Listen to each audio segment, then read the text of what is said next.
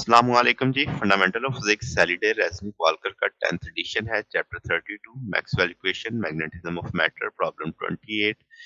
Fig 32.35 में दिखाया जा रहा है कि एक करंट गुजर रहा है एक वायर में से, उसकी रेजिस्टिविटी दे दी गई है। उसके वो कहता है मैग्नीट्यूड ऑफ करंट जो टाइम के लिहाज से इसमें वेरी कर रहा है वो एक ग्राफ की सूरत में दिखा दिया गया है। जो मैक्सिमम करंट वो कहता है जाके लगता है वो 10 एम्पेयर है।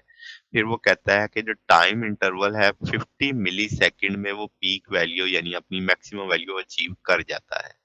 अब वो कहता है पॉइंट पी पे जो 9 millimetre from the wire centre से है यानी उसकी दूरी यहाँ से दे दी गई है। Determine the magnitude of magnetic field B at point P. किसकी वजह से? जब वो 20 मिली सेकंड का टाइम हो, 40 मिली सेकंड का टाइम हो, 60 मिली सेकंड का टाइम हो। वो कहता है अज्यूम करो net electric field driving the current confined with the wire. फिर वो कहता है determine the magnitude of magnetic field at point P जब टाइम 20 मिली सेकंड हो, 40 मिली सेकंड हो, 60 मिली सेकंड हो। फिर वो कहता है जब टी 20 सेकंड होगा, अब मिली नहीं डाला सिर्फ सेकंड डाला है, डायरेक्शन बताओ इनटू द पेज होगा बी आई की और बी आई टी की। अब जनाबे वाला क्या है, तो हम जानते हैं कि भाई आपके पास जब ग्राफ की मदद से वैल्यूज देख लेते हैं कि सिचुएशन क्या क्या चल रही है। तो 10 का हमारी पीक थी, तो 20 मिली सेकेंड पे 4 एम्पेयर का करंट था। फिर 40 मिली सेकेंड पे 8 एम्पेयर का करंट था। फिर 50 मिली सेकेंड पे 10 एम्पेयर का करंट था।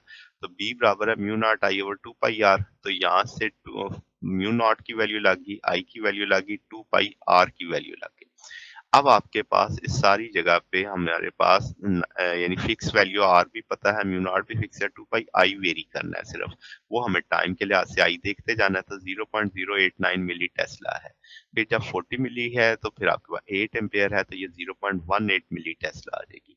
फिर जब आप पीक वैल्यू, जब उसने कहा ना कि आपके पास इस केस में 60 मिली सेकेंड है, तो 60 पे भी 10 ही होगी, तो वो 10 मिली सेकेंड ग्रेटर देन 50 मैंने डाल दिया ना, तो 60 आ गया आपके पास।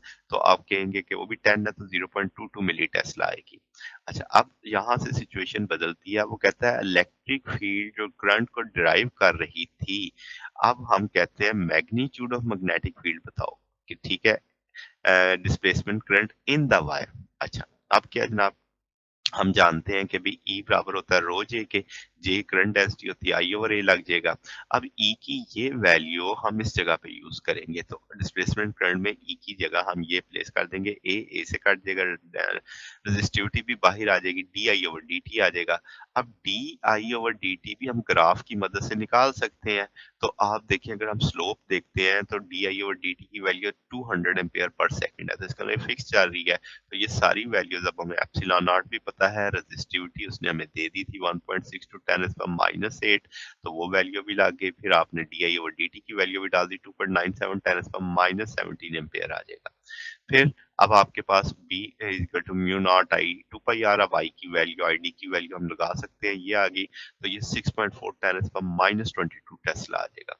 इसी तरीके से फिर हम वैल्यू यानी अगर हम उससे mu naught I D over 2 pi R लेते हैं तो वो यही वैल्यू आ जाएगी आपके पास जो हमने इस सूरत से निकाली है, यानी सेम रिजल्ट आएगा आपके पास जो इस सूरत में आ रहा है। फिर अगर हम कहें कि अगले केस में जो रीजन है उसमें डी आई और डी टी जीरो है, करंट कोई चेंज नहीं हो रहा, तो बी जीरो हो जाएगी। फिर राइट हैंड रूल से बी आई की वैल्यू निकालेंगे तो वो भी आउट ऑफ द पेज आएगी। फिर अगर बी आई डी की वैल्यू, क्योंकि दोनों आपके पास एक ही वैल्यू, जो आई डी की डायरेक्शन होगी वही आई की डायरेक्शन होगी, तो दोनों के यानी डायरेक्शन सेम बनेगी, आउट ऑफ द पेज बनेगी।